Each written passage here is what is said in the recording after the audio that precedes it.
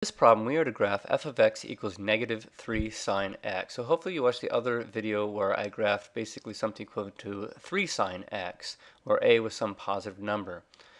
So first I'm going to start to tell you what the deal is with a negative in front. In college algebra we learned that when there's a negative in front, that basically it flips the graph about the x-axis. In fact, you could think of that as if you were to take finger paint and graph the sine function with finger paint. I'm graphing with my mouse, so this is going to be ugly. Suppose that was finger paint, but suppose you came in and you took that piece of paper with that finger paint and folded it about the x-axis. So if you folded it about this axis, the question is where would the finger paint go?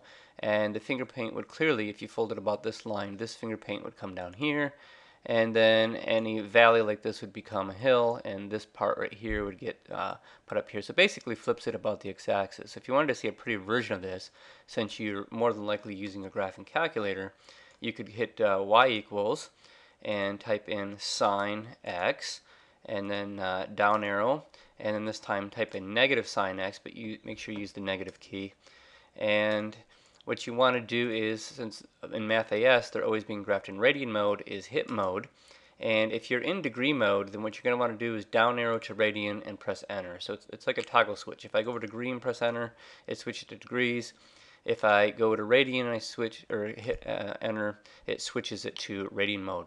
So that being said, the next thing you need to do is make sure you have a window that's going to help us compare what we had over here to what we're getting on a graphing calculator. So this window over here was negative 2 pi to 2 pi, and I had already typed this in. So you're probably sitting at a standard window, and let me stop this graph and go back to window. I just pressed zoom 6 just to get it back into the window that you're probably in. And I'm going to change this to negative 2 pi. And I don't know if you've ever noticed, but there's a pi here right above the caret symbol. So on the T84, if you hit second caret, you can go from negative 2 pi, which is a little bit bigger than negative 6 here. And then I'm going to go down, and you don't have to delete the 10. You can just type in 2 pi.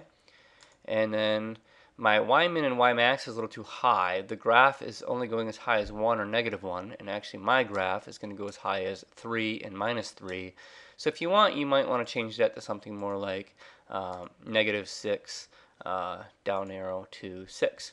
So let me graph this. The first graph, let me hit y equals. In blue is the sine function. It's going to look like this, except I put a negative on the second one. I'm going to show you what that does. If I hit graph, the blue graph is the sine function with no amplitude change and no change at all. And then the second one is the red graph, and you can see that it basically was flipped about the x-axis. So much prettier job than what I was trying to do with my mouse to show you that sticking a negative in front of a function, minus f of x, is what's called an x-axis reflection. Just flips the graph upside down.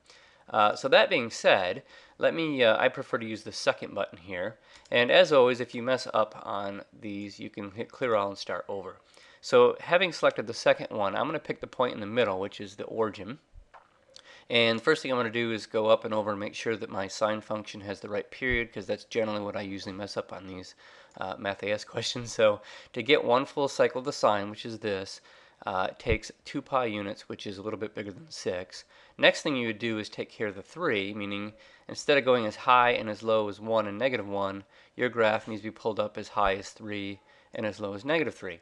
So what I have here is the graph of 3 sine x. The problem is there was a minus in front, which reflects this upside down. So I just need only grab this point and pull it down so that it goes down to negative 3 first, like was shown in the graphing calculator. So I'm just going to pull this down and make it go down as low as negative 3. That makes this go as high as 3. Having done so, I accidentally pulled my period too far to the left. So always check this before you submit it in Math AS. And now I'm going to move to the right. So before you hit submit and get frustrated that you keep getting the question wrong, check everything. I took care of the minus. It's upside down. This is an upside down version of the sine function. This 3 here says it should go as high as 3 and as low as negative 3. And in this problem, since we're not shifting up or down yet, the x-axis is the midline. Y equals 0 is the line that cuts through the middle of the graph. And I have my period maybe a little bit too big. It's supposed to be 2 pi, which is just a little bit bigger than 6. But I think Math AS gives you a little bit of wiggle room. But I'm going to grab this point and move it just to the left a little bit just in case. And I'm going to hit submit and pray that I get the right answer, and it gave me 1 out of 1. So I will see you in the next video.